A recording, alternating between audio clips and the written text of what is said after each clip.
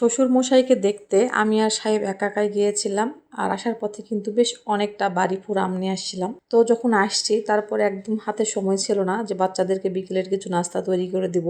এরপরে কিন্তু বিকেলবেলা মাহিবাবুর টিউশন থাকে আর সন্ধ্যার সময় আয়াতের। আমাদের ফিরতে ফিরতে বেশ অনেকটা রাত হয়ে যায়। আর সেই সঙ্গে আমার বাসায় কিন্তু একজন গেস্টও ছিল যে কিনা আমার দেবর। তো তাকেও নাস্তা পানি কিছু দিতে পারছিলাম না, তো অনেক বেশি মন খারাপ লাগতেছিল আর টেনশন করতেছিলাম।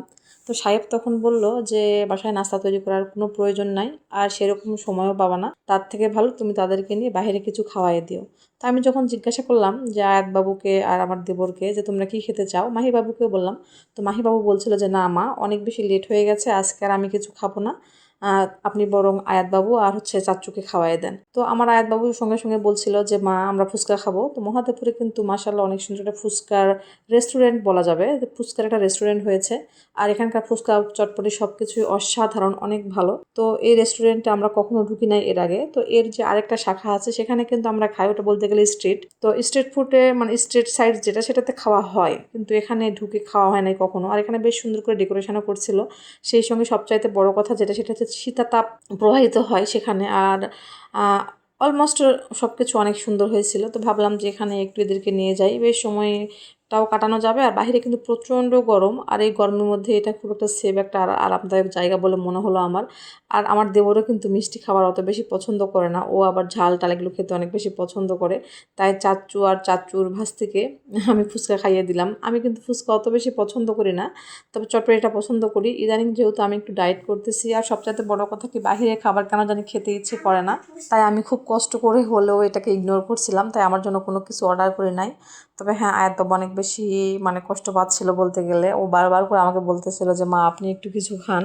আর সত্যি কথা বলতে আমার বাচ্চাটা কিন্তু এরকমই, ও খুবই ভালোবাসে আমাদেরকে। আর ও না ছোটো হতে পারে, কিন্তু ওর মধ্যে ম্যাচিউরিটি লেভেলটা অনেক বেশি।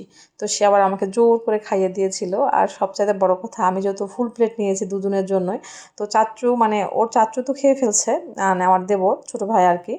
তো ও কিন্তু খেয়ে ফেলছে, আর আয়াতবাবু লাস্টের দিকে খেতে পারছিল না দুইটা, তো সেই দুইটাও খেয়ে নিয়েছিলাম। তো আমারও খাওয়া হয়ে গিয়েছিলো। আমার কিন্তু এখানকার চটপটি ফুচকা দুটাই ভালো লাগে, তবে আমার কাছে বেশি ভালো লাগে যেটা, সেটা হচ্ছে চটপটিটা। তো যাই হোক, আমি দেখছিলাম ঘুরে ঘুরে যে এগুলার ডেকোরেশনটা অনেক সুন্দর করছে।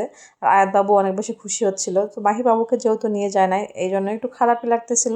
তবে কিছু করার নাই, মাহিবাবুর টিউশনের সময়টা একদম হয়ে গেছিলো। আর সে না অনেক বোঝে, সে বলতেছে। আর তার থেকে আরেকটা কথা আছে, সে আবার তার মনিকে ছেড়ে যাবে না।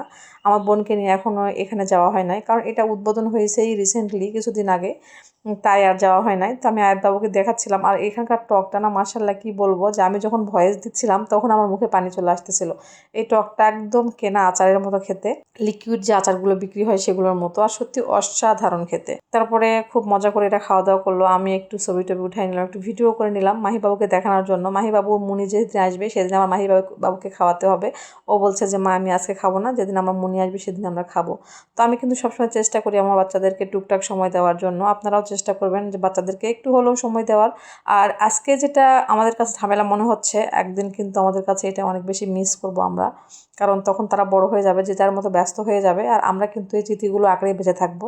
তো কেমন হয়েছে ভিডিওটা অবশ্যই কিন্তু কমেন্টে জানাবেন। ভালো লাগলে লাইক কমেন্ট শেয়ার করে দিবেন। আমি কিন্তু অনেক সুন্দর করে গুছিয়ে কথা বলতে পারি না, তাই আমার কথা কিছু ভুল টুত্রি হলে একটু ক্ষমা সুন্দর দৃষ্টিতে দেখবেন নিজে গুণে। আর খাওয়া দাওয়া শেষ করে এখানে বেশ সুন্দর একটা মিরর ছিল, বেশ বড় সাইজের। তো সেখানে যায় আয়াতবাবু একটু সেলফি টেলফি উঠালো, আর আমি একটু শর্টকাট ভিডিও করে নিলাম। যদিও বা ভিডিওগুলো ছাড়ার সময় পাই না আমি ওইভাবে, তবে যেভাবে এলোমেলোভাবে সাজাচ্ছি, এটাই না হয় আমার এলোমেলো গোছালো জীবন। তো আজকে এখানে শেষ করতেছি ভিডিওটা। সবাই ভালো থাকবেন, সুস্থ থাকবেন, আমাদের জন্য দোয়া করবেন। আল্লাহ হাফিজ, আসসালামু আলাইকুম।